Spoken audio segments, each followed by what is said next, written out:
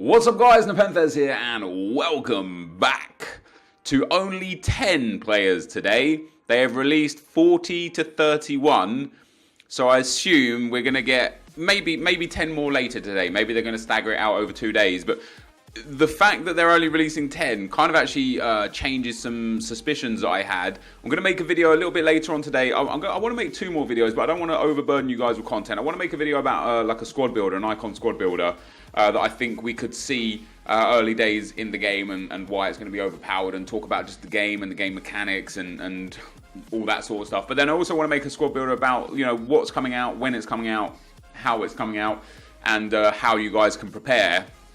But with that being said, I thought the demo was going to be coming out on the 11th because it's come out on Tuesday every year for like the last 4 years. A lot of like websites and outlets are saying that it comes out on the 13th, and the fact that we get 40 down to 31 today kind of ties in with it coming out on the 13th, because we'll get 10 today, 10 on the 10th, 10 on the 11th, 10 on the 12th being the final 10. And then the demo on the 13th. So maybe it comes out on the 13th. But anyway, with that being said, in at number 40 is Lorenzo Insigne, 88 rated, upgraded from an 85 to an 87, up to an 88. Although he's been upgraded via overall, he's actually been downgraded in his stats. He remains the same on pace and dribbling. He loses 1 shooting, he loses 1 physical, he remains the same on passing, and then much like almost all players that we've seen so far, he actually gets a big defensive upgrade of 11. He has a 3-star weak foot, 4-star skill moves. For me personally, once again, you guys know that I don't really like short players, so he's not really going to be a big addition for me. I think there's already so many cool left wings and left-sided players from the Serie A anyway that Insigne is not going to be a guy that I necessarily mess with. But he has actually got good stats, good pace and dribbling, good passing. His shooting's not bad as well, depending on his in-games, and then just terrible physical. EA say about Lorenzo Insigne, the speedy Italian winger is yet another Napoli star whose stock has risen with his club in recent seasons, and for good reason. In addition to his excellent 90 pace rating, Insigne is tricky and technical with the ball at his feet thanks to 91 dribbling rating, and always good for a pass or cross thanks to a solid 84 passing rating. Fair enough. Next up, we've got Handanovic. The Inter Milan shot stopper has improved steadily over the years, as evidenced by his stellar ratings in most goalkeeping categories. Handanovic is composed with the ball at his feet or in his hands, able to get even the craziest of shots and capable of ridiculous reflex saves when called upon. And when we look at Handanovic's card based on last year, it's the same. It's still an 88 rated. He's 6'4", which is great. He has got 1 less diving, 1 less handling, 4 less speed, and then reflexes, positioning and kicking remain the same. For some reason, Handanovic is just a goalkeeper we didn't even see used last year. I don't know why. He's actually got a really good, well-rounded base card, even though he's had a minor downgrade based on last year. But there you go. That is Samir Handanovic, guys. We then move on to another Serie A card in Gonzalo Higuain. So Higuain downgraded from a 90 to an 88, transferring, of course, from Juventus to AC Milan. Few forwards can say they have excelled at so many of the world's top-tier clubs, but Higuain is almost certainly one of them. Now with AC Milan, the Argentine striker still has elite finishing ability, as shown by his 87 shooting rating, and can hold the ball and show off technique with 83 dribbling. And what I actually love about Higuain, and one of the things that I loved, I used his 93 rated card a little bit last year. I didn't really use his team of the season, but I did use his 93 rated card. What I loved about it is he's big with a 4-star weak foot. For me personally, those were some things that were really important in the game last year.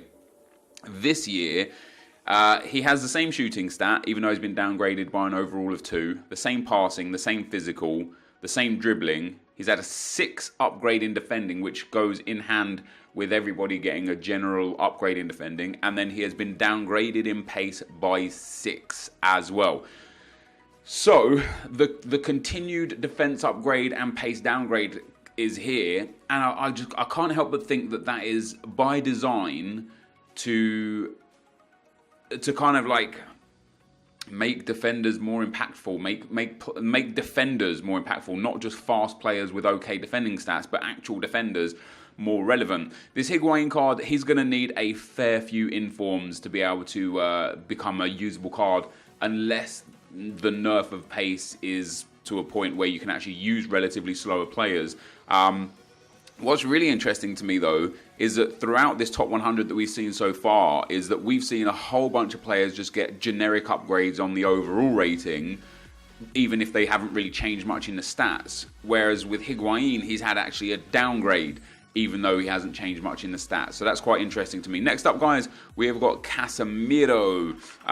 Absolutely fantastic stats there for Casemiro. Long-term success at the top requires more than strikers and creative midfielders. It also needs a defensive backbone that reaches into the midfield. Brazilian defensive maestro Casemiro has taken up that mantle at Real Madrid supremely well, and it's likely that it will help the team add more to the trophy case. His 87 defending and 88 physical ratings make him perfect for breaking up attacks, protecting the defense, and everything else required for the role. So obviously the good things about this Casemiro card is he's 6'1", he's got medium-high work rate, it's fantastic. The bad things about this Casemiro card is that in FIFA, having a 4-star weak foot in the midfield is kind of a prerequisite at this stage. There are very few midfielders that you see used at the high end of the game that have 3-star weak foot and anything less than 3-star skill moves. I think skill moves are a little less relevant, especially due to the fact that year on year, the most overpowered skill moves are typically 1 or 2-star skill moves. You look back at FIFA 15 and the body feint, maybe even FIFA 16 and the body feint. You do the body feint exit, requires just 2-star skill moves. In years gone by, the ball roll exit was been one of the most overpowered skill moves. The fake shot acceleration boost has been the most overpowered skill move. Last year, the heel-to-heel flick acceleration boost was one of the most overpowered skill moves. So you don't necessarily require skill moves, but I think a weak foot is just super important with how the game works.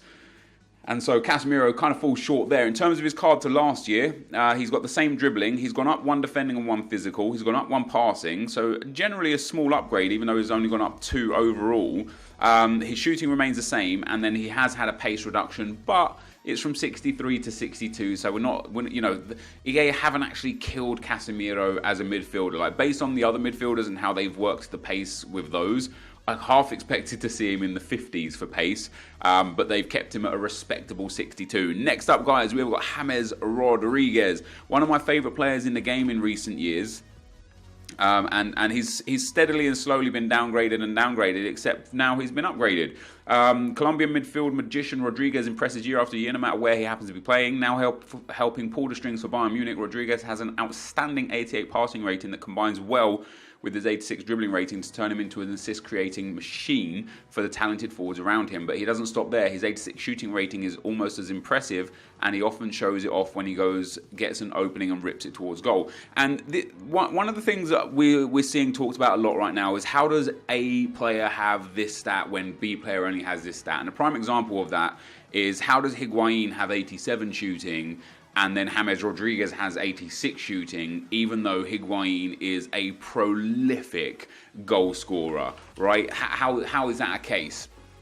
And the reason why I think that we get caught up in that, because people get caught up in, how is such and such player rated 87, yet such and such, this player who had a better season is only rated 86. First things first, I think in-game stats are quite important. And if we look at the in-game stats of James Rodriguez, he has really high long shots, which is fair. Really high volleys, which I think is still being carried from his World Cup volley 4 and a bit years ago. He's got decently well-rounded penalties, but his positioning and his finishing aren't actually amazing. So he's only got 80 positioning and 82 finishing. When you look at Higuain, he has got insane positioning and finishing, with 92 positioning, 91 finishing.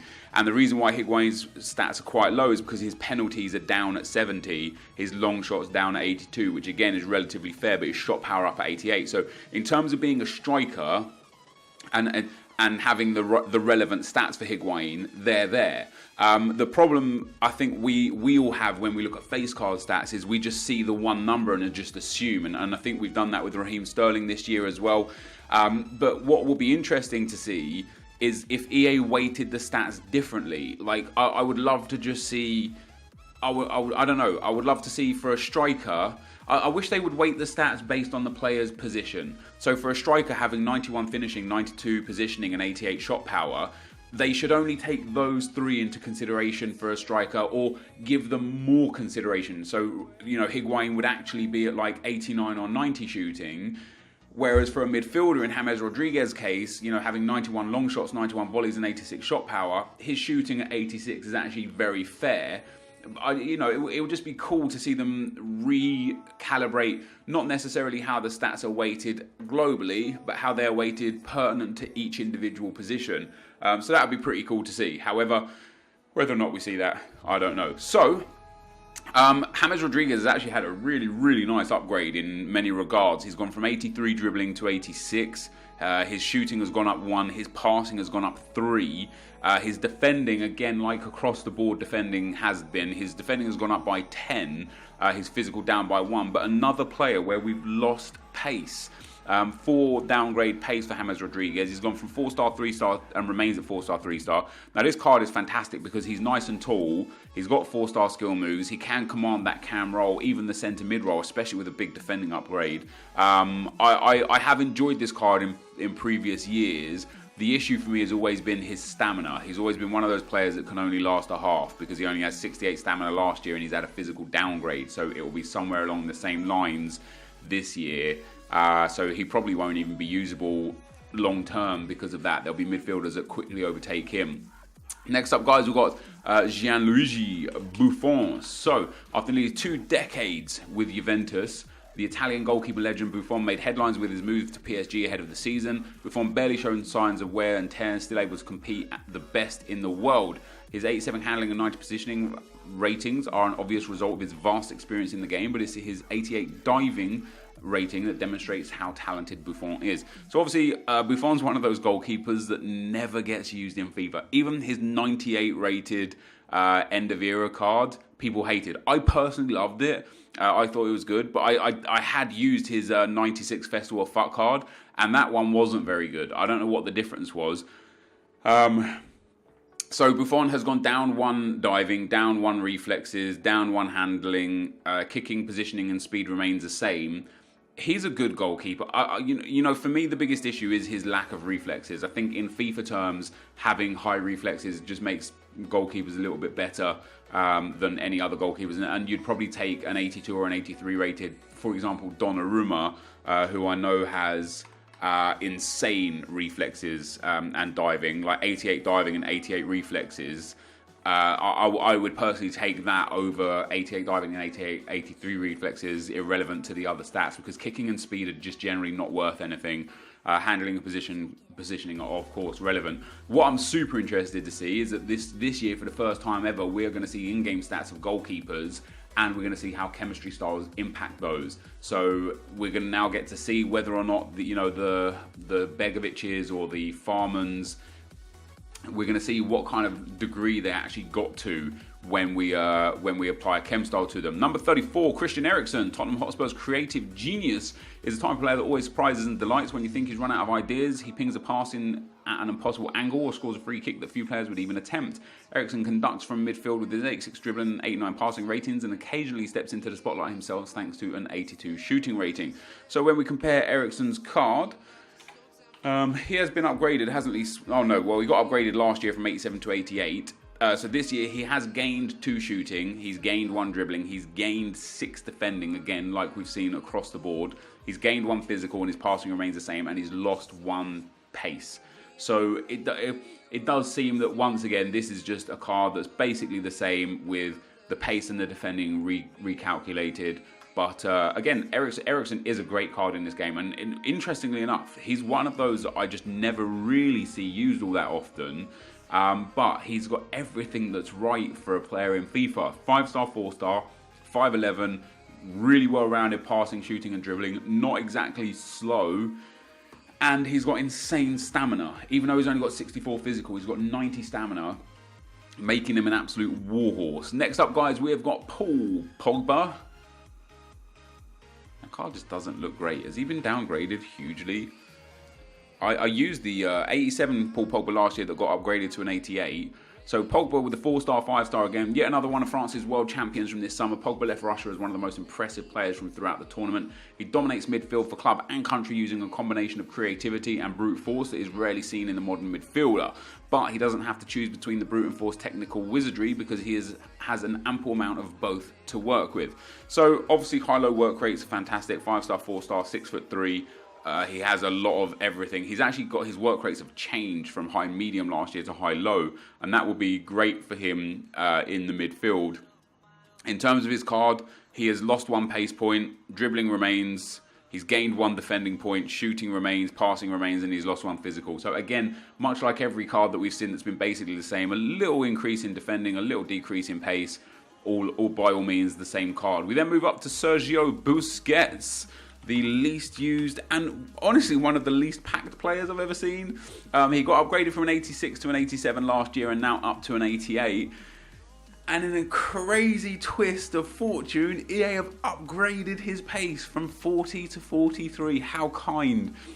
Spanish defensive midfielder Busquets remains the epitome of the defensive midfielder and holds a valued starting role protecting Barcelona's back line. With a combination of 85 defending and 80 physical ratings, Busquets dutifully cleans up opposing attacks, distributes the ball to his teammates, and fiercely tackles the ball away from anyone who tries to get close to his goal.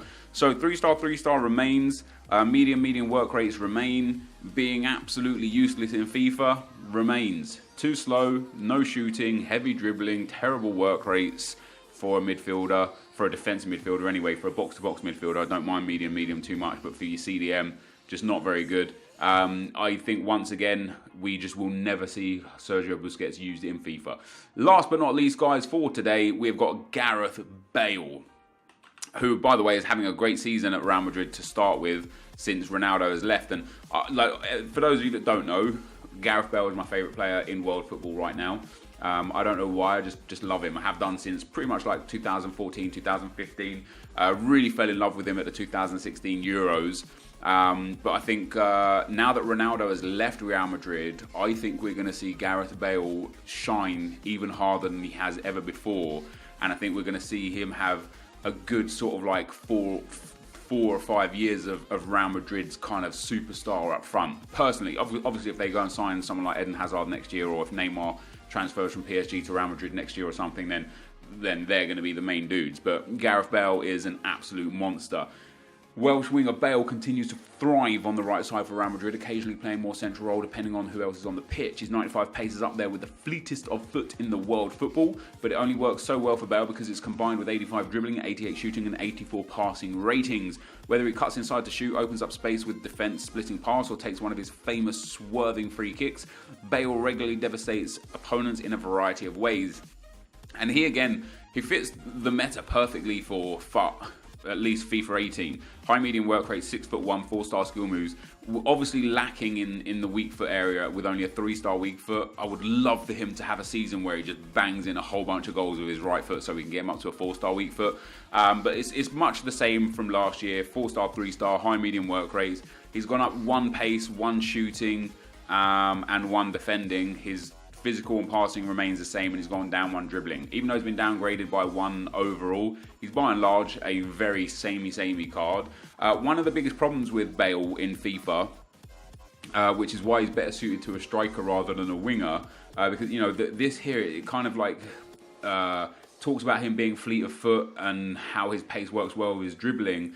Actually, it doesn't, and the dribbling in terms of FIFA kind of terminology is only effective because he has high ball control and high reactions, making him first to 50-50s and just able to receive passes well. But in terms of running with the ball, he's quite useless because he has only 77 agility and 65 balance. And EA do that all the time to players that have like a lot of pace, a lot of dribbling and a lot of height. They really nerf specifically balance to try and balance the game, because I think those players, like, someone as strong as Bale with 80 strength off the bat, with also high pace, high agility, high balance, I think he would just be broken in the game, and I think that's something that's best left for the icons. So there you go, guys. 40 down to 31. Let me know in the comment section below the favourite 3 players for you from this top 10 or this 10 bunch here. For me, definitely Gareth Bale was one of my favourites out of these. Christian Eriksen, I'd say, is probably one of my favourites that we've seen here. And then probably that James Rodriguez card as well. But this is going to be the end of the video for now. If you did enjoy it, be sure to leave a like, rating, comment, and subscribe to my channel if you haven't already. But for now, guys, I'm out. Peace.